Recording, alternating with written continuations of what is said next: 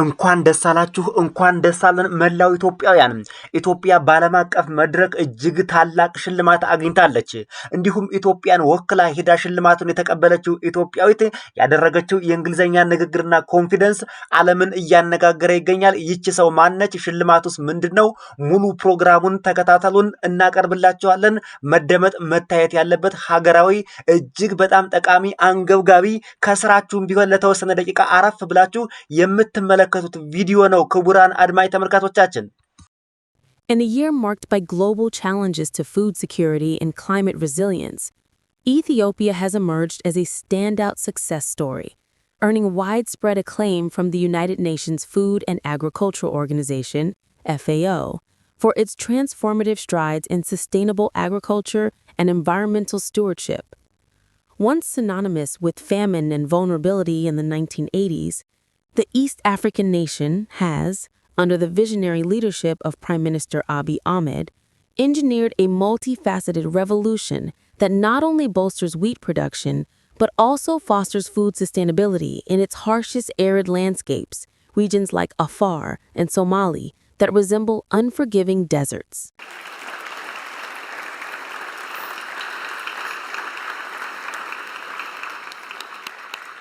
So congratulations to all the recipients.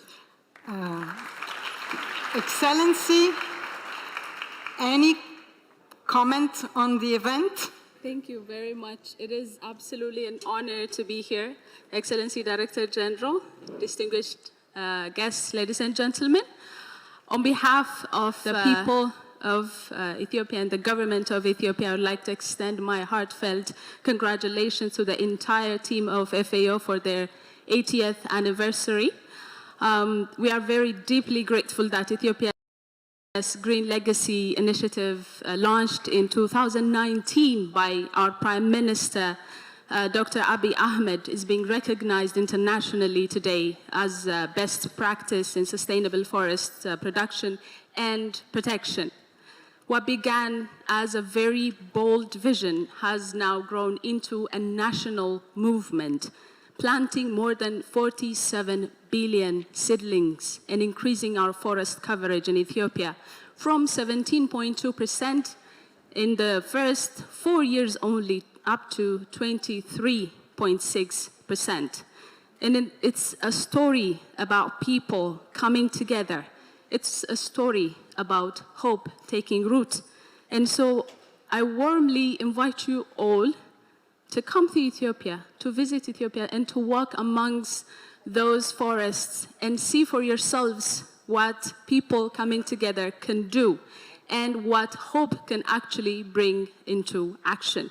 On behalf of the millions of Ethiopians, I thank the FAO family, I thank the FAO team for their partnership. Together we have planted trees and we have planted hope.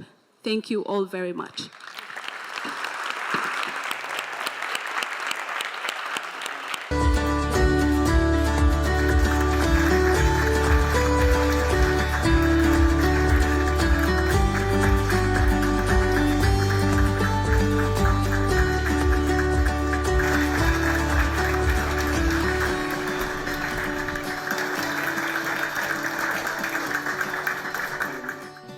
Excellencies, invited guests, ladies and gentlemen, a very good morning to you all. It is with great humility that I stand before you today to receive the prestigious FAO Agricola Medal.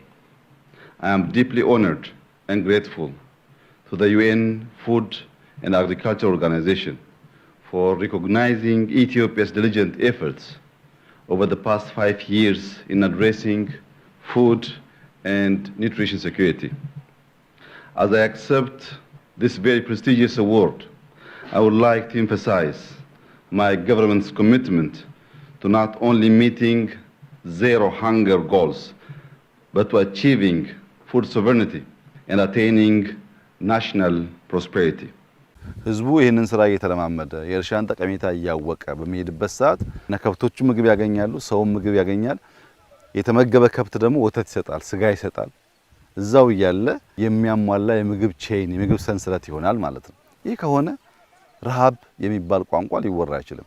ይሄ አፈር ተሰጥቶት ይሄ ውሃ እዚህ ጋር እየፈሰሰ ለመራብ የፈቀደ ሰው ግን በራሱ ምርጫ በራሱ ፍቃድ መራብን መርጦ ስለወደደ የሰውን ምርጫ መከላከል መገዳደር አይቻልም። የሰው ምርጫ ልማት፣ የሰው ምርጫ መለወጥ ከሆነ እንኳንኛ እንደዚህ ያለ አፈር፣ እንደዚህ ያለ አየር፣ እንደዚህ ያለ ውሃ ይዘን ከኛ በባሰ እጅግ አስከፊ በሆነ መልክዓ ምድር ብዙ ሀገራት አምርተው ራሳቸውን ይመግባሉ። የዘንድሮ በጣም ከፍተኛ ውጤት ስለሆነ የተገኘው 3 ሚሊዮን ሄክታር ማለት ከአምና ኦልሞስት እጥፍ ስለሆነ ይህ አርሶ አደሩንም በየደረጃ ያለው አመራርም እንዳያዘናጋና ኮንቲኒቲው መኖሩን ለማረጋገጥ ነው። በጋ ለበጋ ነው የሚያገለግለው። በጋ ላይ ምንም ብናመርት እሱ ገቢ ከተደረገ በኋላ በልግ መታለፍ የለበትም። በልግን ደግሞ ካረስንና ከሃርቨስት ካደረገን በኋላ ክረምትም እንዲሁ ሊሰራ ይገባዋል። ዘንድሮ በጋ ላይ 3 ሚሊዮን ሄክታር ገደማ አረስን እንጂ የክረምት እቅዳችን ትንሽ ከፍተኛ ነው። ካምናው የክረምት እቅዳችን ቢያንስ 2 ሚሊዮን ሄክታር እንጨምራለን። እንደዚህ አይነት በምንሰራቸው ስራዎች ውስጥ ኮንቲኒቲ ያስፈልጋል። አንድ ቦታ ተጀምሮ የሚቆም ነገር የምናስበውን ብልጽግና አያረጋግጥም። በእርሻ በአመት 3 ጊዜ እናርሳለን ያልነው ነገር በትክክል መሆን አለበት። የዚህ አመት የግሪን ሌጋሲ ስራችን በጣም ወሳኝ ምዕራፍ ነው። የቀረን 1 አመት ስለሆነ በዚህ አመት 7.5 ቢሊዮን ገደማ ችግኝ ለመትከል እናስባለን። የምንተክለው ችግኝ ፍሩት የሚበላ ቡና፣ ኢንዲጂኒየስ ዛፎች እንዲሆኑ ሀገር በቀል ዛፎች እንዲሆኑ ትኩረት ሰጥቶ ይሰራል። Complementing these feats is the audacious Green Legacy Initiative, a nationwide tree planting odyssey that has now surpassed 4 billion seedlings, captivating the international community with its scale, ambition, and tangible impacts. This narrative delves into these achievements, weaving together the threads of innovation, community mobilization, and ecological foresight that have positioned Ethiopia as a model for the developing world. The Wheat Revolution, from import dependence to self-sufficiency. Ethiopia's journey toward wheat self-sufficiency stands as one of the most inspiring chapters in modern agricultural history. Historically reliant on imports, once sourcing up to a quarter of its wheat from abroad, the country has, through a bold state-led campaign, flipped the script. Launched in earnest around 2019 as part of the National Wheat Initiative, the program emphasizes large-scale mechanized farming, cluster-based cooperatives, and cutting-edge irrigation technologies to cultivate vast tracts of arable land, year-round, even during dry seasons. By 2025, these efforts have yielded staggering results. Government figures report wheat harvest ballooning from approximately 15 million metric tons in the 2022-2023 season to over 23 million tons the following year, catapulting Ethiopia into the ranks of the world's top producers, rivaling established exporters like Ukraine and Argentina. The FAO has been particularly effusive in its praise. የዚህ አመት የግሪን ሌጋሲ ስራችን በጣም ወሳኝ ምዕራፍ ነው። የቀረን 1 አመት ስለሆነ በዚህ አመት 7.5 ቢሊዮን ገደማ ችግኝ ለመትከል እናስባለን። የምንተክለው ችግኝ ፍሩት የሚበላ ቡና፣ ኢንዲጂኒየስ ዛፎች እንዲሆኑ ሀገር በቀል ዛፎች እንዲሆኑ ትኩረት ሰጥቶ ይሰራል። እየተከል ሀገር እያለበስን አፈር እንዳይሸረሸር የተከላከለን ምግባችን እየተከልን ስለምንሄድ ከፍተኛ ፋይዳ ያለው ይሆናል። The Green Legacy, a global spectacle of reforestation. Crowning Ethiopia's 2025 laurels is the Green Legacy Initiative, GLI, a tree planting extravaganza that has not only surpassed its 4 billion seedling milestone, but left the world in awe of its audacity. Initiated in 2019 amid rampant deforestation, Ethiopia's forest cover had dwindled to a mere 15%. The program was born from a simple yet profound ethos: one tree, one person, one nation.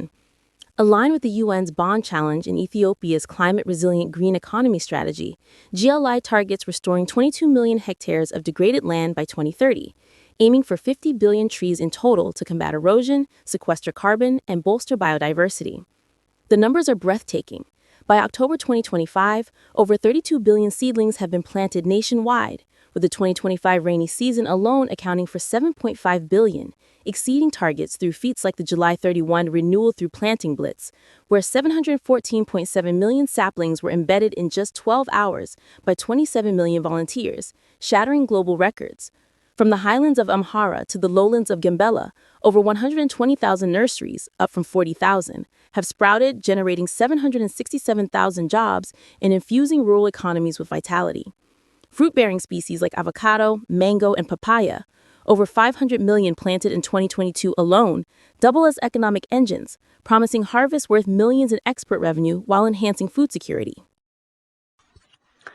ይህ ሽልማት ክቡራን አድማጭ ተመልካቾቻችን የዓለም የምግብ ድርጅት ወይም ወርልድ ፉድ ፕሮግራም የሚባለው በ2025 ሮም ጣሊያን ላይ ባደረገው ስብሰባ ላይ ፋኦ ወይም ፉድ ኤንድ አግሪካልቸር ኦርጋናይዜሽን የሚባለው ድርጅት ለኢትዮጵያውያን የሰጠው የእውቅና የሽልማት የምስክር ወረቀት ነው። ኢትዮጵያ ከዚህ በፊትም በጠቅላይ ሚኒስትር ዶክተር አብይ አህመድ እጅ ከዚሁ ድርጅት ከፍተኛ የሆነ የሜዳሊያ ሽልማት ተበርክቶላታል። በቪዲዮአችን ላይ እንደተመለከታችሁት ከፋይል የሚለው ጠቅላይ ሚኒስትር ዶክተር አብይ አህመድ ከዚህ በፊት በራሳቸው እጅ የተቀበሉት ዓለም አቀፍ ሽልማት ሲሆን በአሁኑ ጊዜ ደግሞ በሌላ ተወካይ በሴቷ ተወካይ በኩል ማለት ነው በሴት እህታችን ተወካይ በኩል አሁንም ዓለም አቀፍ ሽልማቱን ኢትዮጵያ ወስደዋለች። ኢትዮጵያ ሽልማቱን አግኝታለች። በዚህ ዓለም አቀፍ መድረክ ኢትዮጵያን በመወከል የኢትዮጵያ ሕዝብና መንግስት ወክሎ የላካትና ሽልማቱን የተቀበለችልን በሚያምር የእንግሊዘኛ ንግግር በኮንፊደንስና ዓለም አቀፉ ማህበረሰብን በሚስብ የእንግሊዘኛ ፕሮናውንሴሽን ኢትዮጵያን ያስተዋወቀችና እንዲሁም መድረኩን ሞልታ የተናገረች ኢትዮጵያዊት ሴት እንግዲህ ሰመረታ ሰዋሰው ትባላለች። ብዙ ጊዜ ወደ መድረክ አናያትም፣ ሙያ በልብ ነው እንደሚባለው ያደረገችው የእንግሊዘኛ ንግግር በተለይ በመድረክ አያያዟ እጅግ በጣም ተመስግናለች። በርች ብለናታል። ከሽልማቱ ጎን በጎን እሷንም እንኳን ደስ አለሽ ብለናታል። መላው ኢትዮጵያውያንም በድጋሜ እንኳን ደስ አላችሁ። ኢትዮጵያ ሽልማቱን ያገኘችው በተለይ በአረንጓዴ አሻራ ዘርፍ እያደረገችው ያለውን የአካባቢ አየር ጥበቃ ለዓለም አቀፉ ማህበረሰብ ትልቅ አስተዋጽኦ እያበረከተች ባለበት ሁኔታ ነው። ምዕራባውያን በኢንዱስትሪ ጭሶቻቸው ዓለምን እየበከሉ ባለበት ሁኔታ እንዲሁም በጦር መሳሪያዎቻቸውና በሚሳኤሎቻቸው ዓለምን በኒውክሌር ሳይቀር እየበከሉ ባሉበት ሁኔታ ኢትዮጵያ ግን አረንጓዴ አሻራ በመትከል ዓለም ንጹህ ኦክስጅን እንዲያገኝ በማድረግ ከፍተኛ ሚና እየተወጣች የምትገኝ ሀገር በመሆኗ ሽልማቱ ተበርክቶላታል። ይገባናል፣ ይገባታል ለኢትዮጵያ። ይህ የመደመር መንግስት ያመጣው ታላቁ የግሪን ሌጋሲ ወይም የአረንጓዴ አሻራ ከኢትዮጵያም አልፎ ይኸው ለዓለም ማህበረሰብ እንደሚጠቅም ታምኖበት ሽልማት እየተሰጠች ትገኛለች ኢትዮጵያ። በዚህ ሽልማት በርካታ ኢትዮጵያውያን ደስ ብሏቸዋል። በድጋሚ እንኳን ደስ አላችሁ። ኢትዮጵያ እንግዲህ እያደረገችው ያለው ልማት በተለይ በምግብ ራስን መቻል በስንዴው ዘርፍ ከፍተኛ የሆነ የምርት ክምችት ተገኝቶ ለኢትዮጵያም አልፎ ለአፍሪካውያን ኤክስፖርት እየተደረገ የሚገኝበት ሁኔታ ላይ ነው ያለው። ኢትዮጵያ በዓለም አቀፉ መድረክ እንድትጠራ ያደረጋት የመደመር መንግስት መሆኑን ፀሐይ የሞቀው አገር ያወቀው ሀቅ ነው። ይህን ዲኔ ማድረግ አይቻልም። ይህን መካድ አይቻልም። መሬት ላይ ያለ ሀቅ ስለሆነ ኢትዮጵያ ከዚህ በፊት በነመለስ በነመንግስቱ ኃይለማርያም እና በሌሎች መንግስታት እንደዚህ አይነት ዓለም አቀፍ እውቅናዎችን አላገኘችም። በተለይ በደርግና በመለስ ዜናዊ ወይም በህወሓት ጊዜ ኢትዮጵያ እንደዚህ አይነት ዓለም አቀፍ እውቅና አልነበራትም፣ የላትም። አሁን ግን ኢትዮጵያ እያደረገችው በምግብ ራስን ለመቻል የምታደርጋቸው ጥረቶች ዓለም አቀፍ እውቅናን ከማግኘትም አልፎ ለኢትዮጵያውያን በተለይ ኩራት እየሆነ ይገኛል።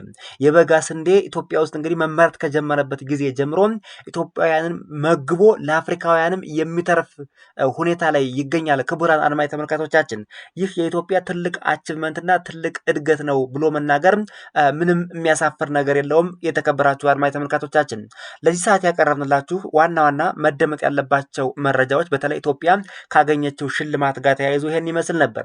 የዩቲዩብ ቻናሉን ግን ሰብስክራይብ እያደረጋችሁ አይደለም። በርካታ አድማጭ ተመልካቾች የዩቲዩብ ቻናሉን ሰብስክራይብ ሳያደርጉ እየተመለከቱ መሆኑን ለማወቅ ችለናልና ክቡራን አድማጭ ተመልካቾቻችን ኢትዮ ቨርቴክስ የተሰኘውን የዩቲዩብ ቻናል ሰብስክራይብ ብታደርጉም ስለ ሀገራችን ስለ ኢትዮጵያ እድገት ጧት ማታ ደከመኝ ሰለቸኝ ሳይል የሚሰራ የዩቲዩብ ቻናል በመሆኑ ሀገራዊ ጠቃሚ መረጃዎች ላይ ያተኮረ የዩቲዩብ ቻናል በመሆኑ የኢትዮጵያ ልማት እድገትና ብልጽግና የሚደግፍ የዩቲዩብ ቻናል በመሆኑ ሰብስክራይብ አድርጉት። እንዲሁም በውጭ ሀገር የምትገኙ ኢትዮጵያውያን ይህን የዩቲዩብ ቻናል ሜምበርሺፕ በመሆንም አስተዋጽኦ ማበርከት ትችላላችሁ። ክቡራን አድማጭ ተመልካቾቻችን እናመሰግናለን በድጋሚ